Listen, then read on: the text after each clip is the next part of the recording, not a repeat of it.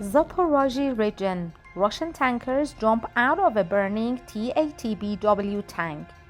Welcome to the channel. Today in the program, as always, we continue to bring you the latest official news from Ukraine in the last 24 hours. In today's program, finally the news that everyone has been waiting for. Ukraine launched a counterattack. Zelensky. Putin claims Ukrainian counteroffensive has begun. Ukrainian forces have made advances on parts of front line near Bakhmut. Official. Pentagon announces new $2.1 billion security assistance package for Ukraine. Terrible news. Russia has placed some of its nuclear weapons in Belarus. Now let's go into more detail. Counteroffensive and defensive actions taking place in Ukraine. Zelensky. President Volodymyr Zelensky stated on Saturday that counteroffensive and defensive operations were taking place in Ukraine, but told reporters that he would not say what stage they were at. Zelensky shrugged and raised his eyebrows dismissively at a press conference in Kiev when asked to respond after Russian President Vladimir Putin said on Friday that Kiev forces had certainly begun their much-wanted counteroffensive. Putin claims Ukrainian counteroffensive has begun but without success. Russian President Vladimir Putin claimed on Friday that the Ukrainian counteroffensive had begun but it has not been successful. It can be stated with absolute certainty that the counteroffensive has begun, Putin said on the sidelines of a conference in Sochi on Friday, claiming it is evidenced by the use of strategic reserves.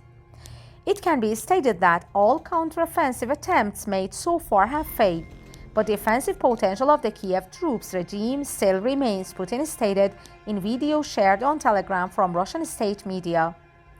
Putin said the Ukrainian troops have not achieved the tasks assigned to them in any of the main sectors. This is an absolutely obvious thing, adding that the last 2 days have been very intense. Ukrainian forces have made advances on parts of front line near Bakhmut. Official.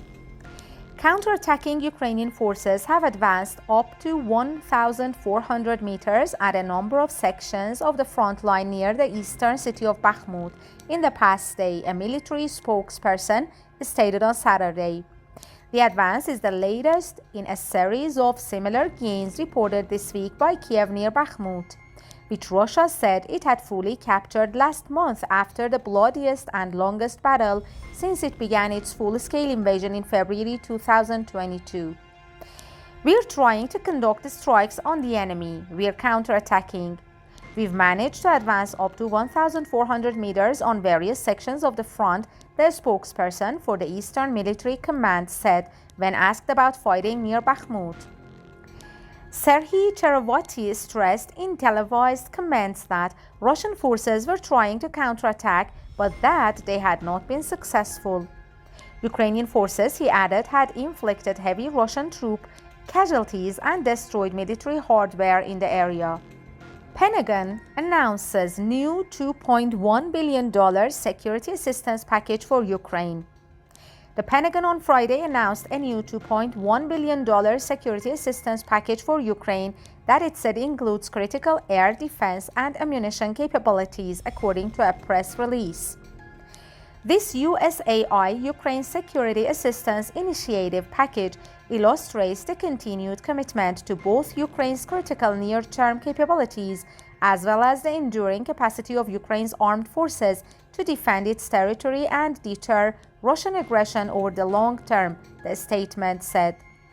According to the Pentagon, the package includes additional ammunitions for Patriot air defense systems, HAWK air defense systems and missiles, 105mm and 203mm artillery rounds, Puma unmanned aerial systems, laser-guided rocket system munitions, support for training, maintenance, and sustainment activities.